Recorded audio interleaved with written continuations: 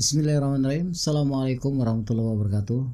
Jumpa lagi sahabat-sahabat pengurus BUMDes dan teman-teman pendamping. Dalam kesempatan ini kami akan berbagi bagaimana penatausahaan BUMDes yang menggunakan sistem single entry. Nah, harapannya tentunya lebih mudah untuk dipahami dan lebih mudah untuk diterapkan. Sebelumnya teman-teman kita pernah sharing bagaimana penatausahaan BUMDes yang menggunakan sistem double entry. Namun banyak masukan di lapangan bahwa teman-teman mengalami beberapa kesulitan karena mungkin secara background teman-teman pengurus BUMDes belum memahami akuntansi standar ya, karena sistem double entry itu dengan istilah debit dan kredit. Oke. Tapi sebelumnya kami akan sampaikan perbedaan single entry dan double entry.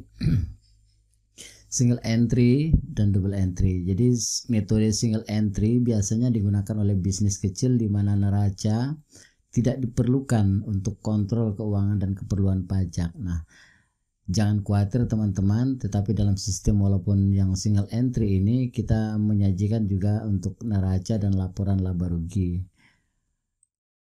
Sistem double entry atau pencatatan ganda yang sebelumnya kita pernah share adalah sebuah konsep transaksi yang mana setiap transaksinya akan melibatkan setidaknya dua akun, yaitu debit dan kredit ya. Single entry dapat diartikan sebagai pencatatan tunggal, metode pencatatan transaksi keuangan yang hanya dilakukan satu kali. Nah, dicatat dalam metode ini hanya daftar transaksi yang mempengaruhi akun kas saja. Artinya penerimaan kas dicatat sebagai kas masuk, sedangkan pembayaran ataupun pengeluaran itu dicatat sebagai kas keluar. Jadi single entry pada dasarnya begitu. Nah, kalau double entry, pada pencatatan double entry jumlah yang dimasukkan sebagai debit harus sama dengan yang ditambahkan sebagai kredit dalam buku besar. Selalu terkontrol debit dan kreditnya. Pada konsep sistem double entry, setiap transaksi akan menghasilkan dua efek yang harus diperhitungkan. Yang dikenal biasa disebut dengan sebagai prinsip dualitas. Oke teman-teman, langsung saja, kita tidak membahas tentang perbedaan double entry maupun single entry, tetapi kita akan fokus membahas tentang bagaimana single entry yang ingin kami share ke kawan-kawan secara gratis. Oke, ini tampilan menunya. Tampilan menunya teman-teman bisa memilih melalui toolbar yang sudah disediakan. Melalui toolbar si BUMDes, kemudian ada pilihan-pilihan sampai dengan ke ujung, atau melalui sheet yang kita sengaja sembunyikan di bawah sini ya. Nah, jika teman-teman ingin membuka sheetnya, silakan melalui file di option dan silakan pilih. Tentunya teman-teman sudah paham lah. Nah, kalau tidak ingin dimunculkan, ingin lebih rapi, melalui toolbar di atasnya. Ini tampilan menu. Ya, ada home, ini tampilan home-nya menggambarkan keseluruhan. Ada neraca keuangan, laba rugi, kewajiban dan ekuitas, kemudian persediaan barang dan inventaris. Ini untuk tampilan tambahan saja, memudahkan kontrol. Nah, kemudian yang di bawah ini ada isian data kelompok simpan pinjam. Teman-teman, kami ingatkan kita menyediakan 6 unit dan unit 6 khusus untuk menyediakan unit yang mengelola tentang simpan pinjam. Sedangkan unit 1, 2, 3, dan 4 dan 5 itu silakan unit apa yang teman-teman bisa pilih. Sesuaikan dengan kondisi di lapangan tentunya. Ya. Khusus simpan pinjam ini ada menu tambahan isi data kelompok, kemudian ada laporan perkembangan pinjaman, kemudian ada laporan kolektibilitas pinjaman, yaitu cadangan risiko. Oke, kita mulai dari satu, home. Kemudian yang kedua, data awal. Data awal ini teman-teman silakan isi. Oke teman-teman, sebelumnya ada beberapa sheet dan beberapa kolom di setiap sheet itu yang kita password, kita protect ya, memudahkan kita supaya nanti takutnya salah hapus karena banyak formula di dalamnya. Tetapi jika teman-teman ingin merubahnya, nanti kita di akhir video kami akan kasihkan password di sheet yang kita kunci. Pastikan teman-teman menonton sampai dengan selesai. Ini ini adalah tampilan untuk data awal yang teman-teman bisa isi sesuai dengan kondisi di lapangan. Berikutnya ada daftar akun. Daftar akun ini juga kita protect ya. Teman-teman bisa membuka protectnya nanti melalui password yang akan kita berikan. Kemudian di kolom paling pinggir yaitu di kolom app ini khusus untuk tahunan, untuk 1 tahun sekali. Teman-teman mohon maaf, untuk sistem ini kita sajikan satu laporan untuk 1 tahun anggaran. Jadi tidak tiap bulan di copy kemudian diisi kembali, tidak, tetapi dalam 1 tahun anggaran kemudian tutup buku baru diganti dengan yang lain, kita copy saja. Nah, artinya yang di kolom app ini yang ada tanda putih ini adalah untuk kita isi sebagai saldo awal untuk tahun berikutnya. Jadi saldo akhir di tahun 2022 misalkan nanti menjadi saldo awal di tahun 2023. Hanya kolom-kolom, hanya sheet yang kita putihkan. Ya, sampai dengan 6 unit ya.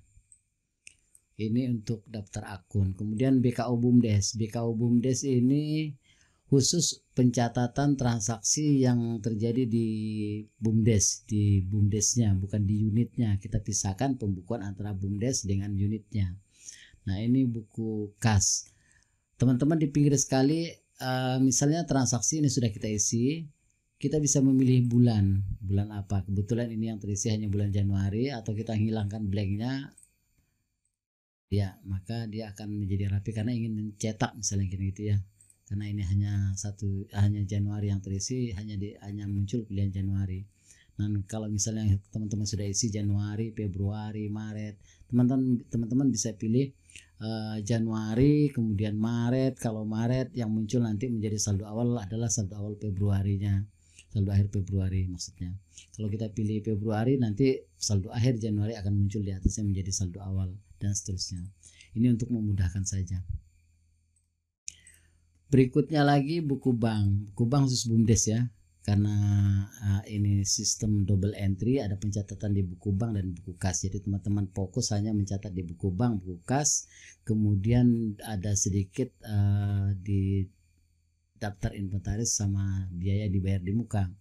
Nah, berikutnya neraca. Neraca ini hanya untuk view karena sini sudah formula semuanya. Jadi tidak diketik secara manual, tidak diisi karena sudah auto. Begitu kita benar dalam pencatatan transaksi di buku kas dan bank, maka akan muncul di neraca dan laba rugi. Dan ini khusus untuk laba rugi BUMDes yang mengakomodir keseluruhan unit ya. Berikutnya lagi ini buku bantu bank. Buku bantu bank ini menyediakan seluruh unit, yaitu unit 1 sampai dengan unit 6. Sekali lagi kita sampaikan, unit 6 ini khusus untuk pencatatan unit simpan pinjam ya. Bagaimana jika kami di unit belum punya bank? Nah, tidak masalah juga tidak diisi. Tetapi kedepannya nanti kan harapannya unitnya menjadi besar dan transaksi sudah melalui CMS, berarti kan harus punya rekening sendiri ya, selain di BUMDes itu sebagai induknya. Kemudian ada kelompok lagi di sini, kelompok kas pembantu, mulai dari unit 1 sampai dengan unit 6. Kemudian laba rugi dari unit 1 dan unit sampai dengan unit 6, dan ini juga view. Ini tidak diisi manual karena auto sudah, bahkan ada yang kita kunci sampai unit 6 ya. Nah, ini laba rugi unit 1, laba rugi sampai laba rugi unit 6. Kemudian neraca juga sama, view neraca unit 1, unit 2, 3, 4, 5 dan 6. Ini maksudnya kenapa kita pisah antara BUMDes utamanya dengan unit-unitnya, memudahkan pengurus untuk melakukan evaluasi dan kontrol di setiap unit. Nah, kemudian daftar inventaris. Daftar inventaris ini menyajikan inventaris seluruhnya mulai dari BUMDes, kita pilih inventaris yang khusus dimiliki BUMDes sendiri dan unit-unitnya. Nah, kemudian ini terisi otomatis teman-teman. Begitu kita isi di buku kas BUMDes, maka akan muncul di inventaris BUMDes setiap pembelian inventaris. Begitu juga kalau kita beli inventaris di unit 1, maka akan muncul dia di inventaris unit 1 ya. Nah, dan seterusnya. Cuman di kolom yang putih, di kolom yang kita putihkan ini Ini yang teman-teman isi karena di sini sudah otomatis terisi, tetapi di kolom yang berwarna putih ini tinggal teman-teman mengisi sesuai dengan apa ini, contoh misalnya bukti pembelian berapa unit, karena dia yang lain sudah otomatis. Kemudian umur ekonomisnya, karena kami belum bisa membuatkan secara auto berapa umur ekonomis, karena itu sangat tergantung dari jenis inventarisnya kan gitu ya. Ini BUMDes, terusnya di bawahnya unit 1 sampai dengan unit 6. Selanjutnya ada sewa dibayar di muka. Prinsip kerjanya sama dengan inventaris. Ini juga sudah otomatis, cuman mesti dilihat lagi bukti pembayarannya, kemudian jumlah unit, kemudian berapa umur ekonomis sewa dibayar di muka itu. Disediakan mulai dari BUMDes sampai dengan seluruh unitnya. Ya, teman-teman nanti kita buatkan simulasinya. Namun ini kita share sudah langsung dengan contoh simulasi soalnya dan sudah kita isi. Sehingga di sini sudah terisi, ada nilai sudah, ada beberapa contoh transaksi yang kita sudah entry kan di buku kas dan bank, dan langsung otomatis di neraca dan laba ruginya, termasuk juga di daftar inventaris dan biaya dibayar di muka. Tinggal teman-teman bisa melihat, nanti kita sertakan contoh simulasi soal dan teman-teman bisa bandingkan dengan isian yang sudah kita coba isikan. Tapi jangan khawatir, nanti di video berikutnya kami juga akan sajikan contoh cara pengisian soal ya. Terakhir kami ingin jelaskan tentang khusus simpan pinjam di unit 6. Nah, ini ada menu tambahan teman-teman. Menu tambahan ini isi data nasabah, kemudian laporan perkembangan pinjaman dan laporan kolektibilitas pinjaman. Isi data nasabah. Ini wajib diisi, lihat petunjuknya. Identitas nasabah yang dilayani wajib diisi berdasarkan urutan kejadian atau akad kredit atau tanggal penyaluran. Nah, setiap ada transaksi di unit 6 tentang penyaluran dan pengembalian pinjaman, nanti teman-teman setiap ada penyaluran ke nasabah baru wajib diisi di sini. ID nasabah, silakan diisi ID-nya mengikuti contoh ini juga boleh, atau dibuat sendiri tentang ID-nya juga tidak masalah. Nama, alamat, kemudian nilai atau besaran pinjaman, tanggal salurnya.